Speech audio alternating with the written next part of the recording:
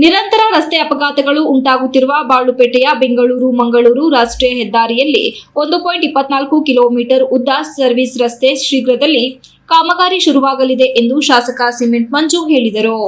NH Bengaluru Mangaluru ಚತುಷ್ಟ ಪಥದಲ್ಲಿ ಅಪಘಾತಗಳ ಸಂಖ್ಯೆ ಹೆಚ್ಚಾಗುತ್ತಿರುವುದರಿಂದ ರಾಷ್ಟ್ರೀಯ ಹೆದ್ದಾರಿ ಪ್ರಾಧಿಕಾರ ಯೋಜನಾ ನಿರ್ದೇಶಕರೊಂದಿಗೆ ಸೋಮವಾರ ಆಲೂರಿನಿಂದ ಮಾರನಹಳ್ಳಿವರೆಗೆ ಹೆದ್ದಾರಿ ಪರಿಶೀಲನೆ ನಡೆಸಿದ ನಂತರ ಸುದ್ದಿಗಾರರೊಂದಿಗೆ ಮಾತನಾಡಿದರು. ಬಾಳುಪೇಟೆ ಜೆಪಿ ನಗರ ನಡುವೆ ಒಂದು ವರ್ಷದಲ್ಲಿ ಹಲವು ರಸ್ತೆ ಅಪಘಾತಗಳು ಸಂಭವಿಸಿ ಜೀವಹಾನಿಯಾಗಿದೆ. ಈ ವ್ಯಾಪ್ತಿಯಲ್ಲಿ ಬ್ಲಾಸಂ, ಸಿದ್ದಣ್ಣಯ್ಯ ಹಾಗೂ ವಿವೇಕ ಕಾನ್ವೆಂಟ್ 3 ಶಾಲೆಗಳು ಇವೆ. ಮಕ್ಕಳು ಮಾತ್ರವಲ್ಲ, ಎಲ್ಲರೂ ಅಪಾಯದಲ್ಲಿ ನಡೆದು ಹೋಗಬೇಕಾಗಿರುವುದರಿಂದ ಅಲ್ಲಿಗೆ ಒಂದು ಸರ್ವಿಸ್ ರಸ್ತೆ ಬೇಕು ಎಂದು ಕೇಂದ್ರ ಭೂ ಸಾರಿಗೆ ಸಚಿವ ನಿತಿನ್ ಗಡ್ಕರಿ ಅವರಿಗೆ ಮನವಿ ಪತ್ರ ನೀಡಲಾಗಿತ್ತು.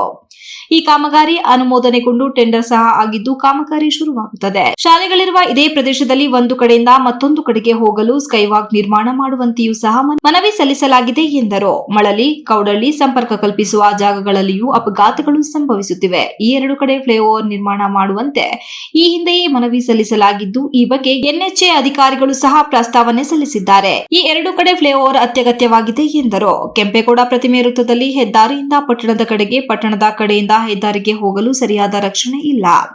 ಜೀವ ಕೈಯಲ್ಲಿಟ್ಟುಕೊಂಡು ಹೆದ್ದಾರಿ ದಾಟಬೇಕಾಗಿದೆ. ಈ ಒಂದು ವೃತ್ತದಲ್ಲಿಯೂ ಸಹ ರಸ್ತೆ ಅಪಘಾತ ತಪ್ಪಿಸಲು ಫ್ಲೈಓವರ್ ಮಾಡಬೇಕೆಂದು ಎನ್ಎಚ್ಎ ಯೋಜನಾ ನಿರ್ದೇಶಕರಿಗೆ ಸ್ಥಳದಲ್ಲಿಯೇ ನಿಂತು ಸಮಸ್ಯೆ ವಿವರಿಸಲಾಗಿದೆ ಎಂದರು.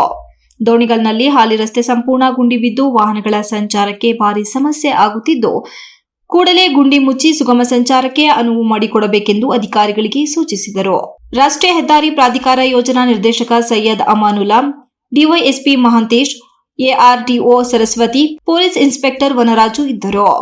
MB Umesh, TV 46 news Kannada, Sakleshpur.